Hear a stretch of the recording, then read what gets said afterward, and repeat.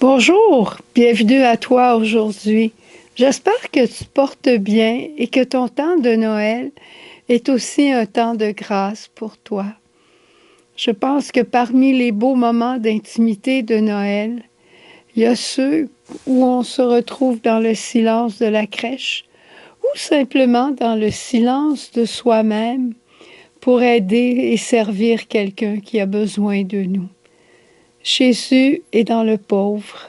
Et c'est là qu'on le rencontre très souvent.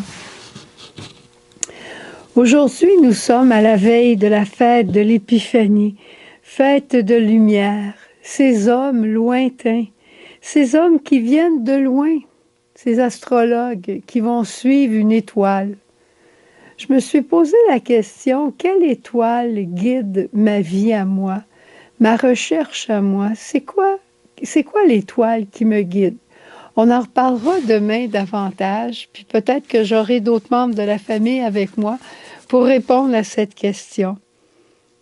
Dans l'Évangile aujourd'hui, on retrouve les premiers disciples de Jésus, qui étaient les disciples de Jean, et qui disent à Jésus, « Mais où demeures-tu? » C'est la première question qu'ils lui demandent, parce que Jean vient de dire, « Le voilà l'agneau de Dieu. » Au fond, le voilà le Sauveur, le voilà celui qui va se livrer, qui se livre, qui se fait l'un de nous pour nous ramener vers la maison du Père. Alors, les apôtres, les premiers, André, va dire à Jésus, « Où demeures-tu? » Et Jésus va simplement lui dire, « Viens et vois, venez et voyez. » Souvent, on a envie de dire à Jésus, « Mais où es-tu, Jésus? » Et Jésus te regarde droit dans le cœur et te dit, « Viens et suis-moi. Viens et vois où je suis. » C'est aussi la fête aujourd'hui au calendrier liturgique de Elizabeth Ann Seton. Peut-être la connais-tu, une femme, épouse, mère de famille et fondatrice d'une communauté de charité. Elle a suivi l'étoile dans sa vie qui était le Christ. Elle l'a rencontré particulièrement, elle a eu une éducation religieuse, elle était épiscopalienne, elle allait à l'église anglicane et elle, à un moment donné, après la mort de son mari, à travers différentes circonstances, elle a été accueillie par une famille italienne très pratiquante avec ses 5 enfants. Et elle a rencontré Jésus dans l'Eucharistie. Et elle a voulu devenir catholique parce qu'elle avait rencontré le Christ dans l'Eucharistie. Et ce Christ qu'elle rencontrait, elle ne le retrouvait pas dans l'église où elle était. Nous sommes tous, à notre manière, des chercheurs de Dieu, pas vrai? C'est pour ça que tu es au message lumière. Et on ne veut pas tourner en rond dans notre vie. Mais par contre, notre vie, c'est pas une ligne droite. C'est pas la vie d'un lac tranquille. C'est une vie avec des montées, avec des descentes. Mais une constante à travers ces montées, ces descentes plus profondes, ces remontées, ces re-remontées, c'est que Dieu est toujours avec nous. L'Emmanuel, celui qu'on célèbre de ce temps ici, il est là toujours avec nous. Ça me donnait de regarder ma vie, puis tu pourras regarder la tienne aussi. Quand j'étais adolescente, je rêvais de servir les pauvres. Et j'ai participé à des camps pour des enfants plus pauvres de Montréal.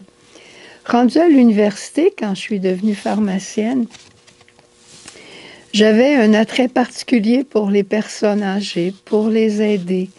Parfois, je trouvais qu'elles étaient mal prises avec tous les systèmes administratifs du gouvernement et j'aimais les aider, les servir. Puis aujourd'hui, tu sais, le ministère qui m'est confié.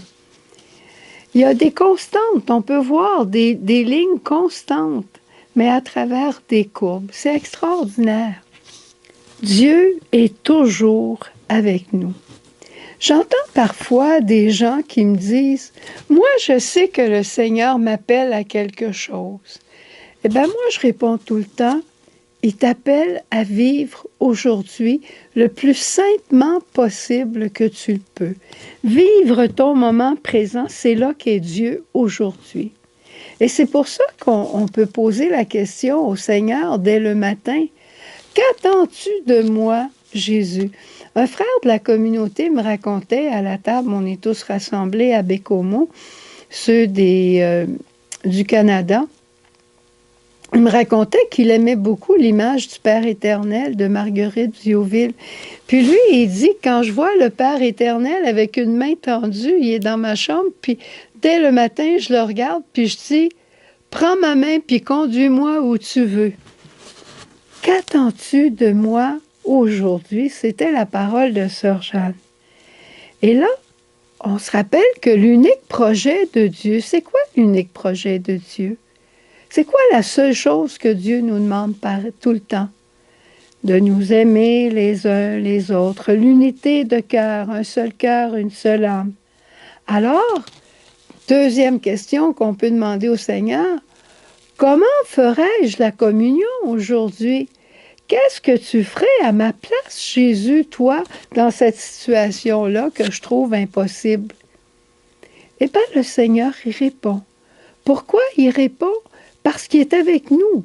Il répond des fois au fond de notre cœur, mais des fois, à travers les événements, il envoie la personne sur notre chemin qu'on ne voudrait peut-être pas rencontrer. Eh bien, ce qu'il veut, c'est que tu lui parles peut-être. Hein? Tu rêves de grandes choses, et je termine avec ça. Peut-être tu as de grands rêves. Tu rêves de faire des grandes choses. Eh bien, je vais te dire, tu as raison. Continue de rêver à faire des grandes choses. Continue de rêver, de désirer transformer notre monde. Continue d'avoir l'esprit de mansuétude, d'infini de Dieu Père lui-même qui veut rassembler tous ses enfants. Et sais-tu comment tu peux y arriver?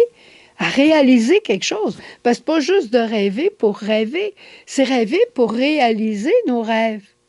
Eh bien, fais les petites choses avec amour à tous les jours, et ces petites choses-là, mets-les sur la patène d'une messe qui se célèbre en quelque part dans le monde.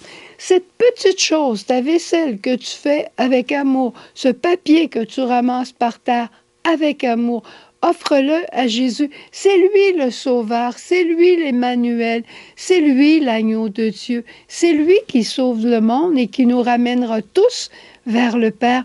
Mais fais la petite chose qui t'appartient pour que tes grands rêves en Dieu se réalisent. Aimes-tu ça? Eh bien, tu as une belle journée devant toi aujourd'hui. On se rappelle, qu'attends-tu de moi aujourd'hui, Jésus? La communion. Comment ferais-je la communion? Eh bien, la fidélité dans les petites choses avec le grand rêve de rassembler tous les hommes dans le sein du Père en Jésus. Alors, je te souhaite une belle journée et suis l'étoile. Peut-être je te donne un indice, quelle est l'étoile dans ta vie. Cette étoile, est-ce que ça pourrait être Marie? Marie qui peut te conduire à bon port. Marie qui est toujours là pour t'expliquer ce que tu ne comprends pas. Pose-toi la question, je me la pose moi aussi, puis on se retrouve demain.